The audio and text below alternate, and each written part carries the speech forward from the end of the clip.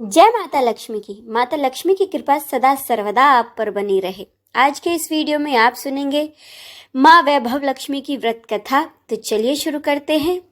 एक शहर में शीला नाम की एक स्त्री रहती थी। वह बहुत ही धार्मिक प्रवृत्ति और संतोषी स्वभाव वाली थी। उसका पति भी विवेकी और सुशील था।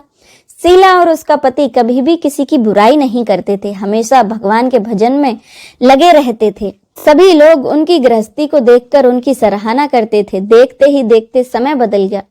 शीला का पति बुरे लोगों से दोस्ती कर बैठा। अब वह जल्द से जल्द करोड़पति बनने के ख्वाब देखने लगा। इससे वह गलत रास्ते पर चल पड़ा। परिणाम स्वरूप वह करोड़पति तो नहीं बन पाया, लेकिन रोड़पति बन गया। यानी कि वह रास्ते पर भटकते भिखारी जैसी उसकी हालत हो गई। शराब, जुआ, चरस, गांजा, सभी बुरी आदतों में वह फंस गया।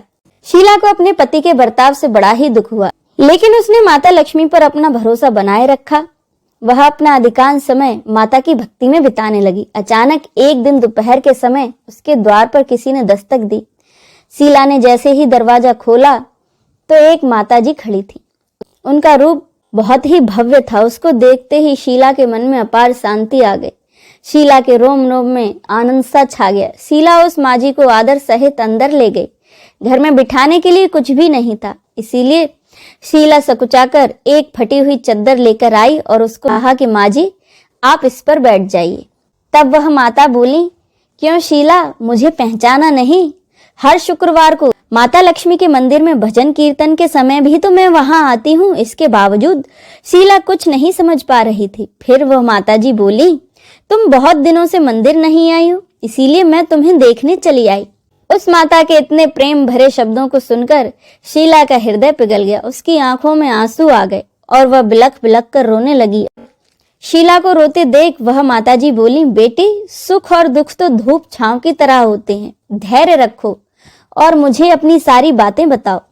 शीला ने अपनी सारी कहानी उस माता को सुनाई। कहानी सुनकर माँ जी ने कहा, कर्म की गति न्यारी होती है। हर इंसान को अपने कर्म भुगतने ही पड़ते हैं, इसीलिए तू चिंता मत कर।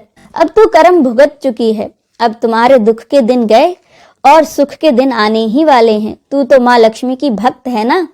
माता लक्ष्मी तो प्रेम और करुणा की अवतार हैं। वे अपने भक्तों पर हमेशा ममता रखती हैं। इसीलिए तू धैर्य रखकर माता का व्रत कर, इससे सब कुछ ठीक हो जाएगा। शीला के पूछने पर माताजी ने उसे व्रत की सारी विधि बताई।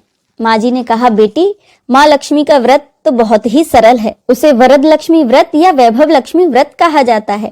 यह व्रत करने वालों की सभी मनोकामनाएं पूर्ण होती हैं। वह सुख, संपत्ति और यश को प्राप्त करता है। शीला ये सब सुनकर बड़ी खुश हुई। शीला ने आंखें बंद कर संकल्प किया और अपनी आंखें खोली तो उसके सामने कोई नहीं था। वह तो आश्चर्यचकित हो गई कि वह माता कहाँ चलेगी। शीला को तत्काल यह समझने में देर न लगी कि माँ जी और कोई नहीं, साक्षात माँ लक्ष्मी ही थी। दूसरे दिन शुक्रवार था। शीला ने सुबह स्नान करके माता की बताई गई विधि से पूरे मन से व्रत किया।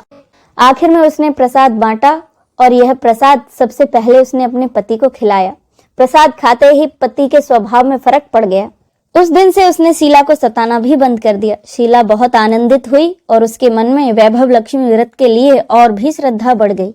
शीला ने पूर्ण श्रद्धा भक्ति से 21 शुक्रवार तक वैभव लक्ष्मी व्रत किया। 21वें शुक्रवार को माँ जी के कहे मुताबिक उसने उद्यापन कर 7 स्त्रियों को वैभव लक्ष्मी की 7 पुस्तकें उपहार में दी। फिर माता लक्ष्मी के धन लक्ष्मी स्वरूप की छवि को वंदन करके भाव से ही मन प्रार्थना करने लगी और कहने लगी, हे माँ धन लक्ष्मी, मैंने आपका वैभव लक्ष्मी व्रत करने की मन्नत मानी थी। वह व्रत आज पूर्ण किया है। हे माँ, मेरी हर विपत्ति दूर करो, हम सबका कल्याण करो। जिसे संतान ना हो उसे संतान देना, सौभाग्यवती स्त्री का सौभाग्य अखंड रखना, कुंवारी कन्याओं को मनवांछित पति देना। जो आपका यह चमत्कारी वैभव लक्ष्मी व्रत करे उनकी सब विपत्ति दूर करना, सभी को सुखी करना। हे माँ, आपकी महिमा अपार है। ऐसा बोलकर लक्ष्मी जी के धन स्वरूप की छवि को प्रणाम किया। व्रत के प्रभाव से शीला का पति पहले की तरह मेहनत करके अपना व्यवसाय करने लगा। उसने शीला के गिरवी रखे हुए गहने भी छुड़ा लिए। घर में मानो धन की बाढ़ सी आ गई। घर में पहले जैसी सुख शांति छा गई। वैभव लक्ष्मी व्रत का प्रभाव देखकर मोहल्ले की दूसरी स्त्रियां भी विधि पूर्वक वैभव लक्ष्मी का व्रत करने लगी। अब जाने उद्यापन की विधि। 7, 11 या 21 जितने भी शुक्रवार की मन्नत मांगी हो उतने शुक्रवार का यह व्रत पूरी श्रद्धा भावना के साथ करना चाहिए और आखिरी शुक्रवार को इसका शास्त्रीय विधि अनुसार उद्यापन करना चाहिए। आखिरी शुक्रवार को प्रसाद के लिए खीर बनानी चाहिए। जिस प्रकार हर शुक्रवार को हम पूजन करते हैं वैसे ही माता की पूजा करनी चाहिए। पूजा के बाद माँ के सामने एक श्रीफल फोड़ें यानी कि नारियल फोड़ें। कम से कम 7 कुंवारी कन्याओं या सौभाग्यशाली स्त्रियों को कुमकुम का तिलक लगाकर माँ वैभव लक्ष्मी की व्रत कथा की पुस्तक उपहार में देनी चाहिए और सबको खीर का प्रसाद देना चाहिए। इसके बाद माँ लक्ष्मी जी को श्रद्धा सहित प्रणाम करना चाहिए। फिर माता जी के धन लक्ष्मी स्वरूप की छवि को वंदन करके भाव से मन ही मन प्रार्थना करें और कहें कि हे माँ धन लक्ष्मी, मैंने आपका वैभव लक्ष्मी व्रत करने की मन्नत मानी थी, वह व्रत आज पूर्ण किया है। हे माँ, हमारी मनोकामनाएं पूर्ण करें, हमारी हर विपत्ति को दूर करो, हम सबका कल्याण करो। जिसे संतान न हो उसे संतान देना, सौभाग्यवती स्त्री का सौभाग्य अखंड रखना, कुंवारी कन्याओं को मनोवांछित पति देना। जो आपका यह चमत्कारी व्रत करे उसकी सभी विपत्ति दूर करना, सभी को सुखी करना। हे माँ, आपकी महिमा अपार है, आपकी जय हो। ऐसा बोलकर माता लक्ष्मी के धन स्वरूप की छवि को प्रणाम करें। इसी के साथ यह व्रत कथा संपूर्ण हुई।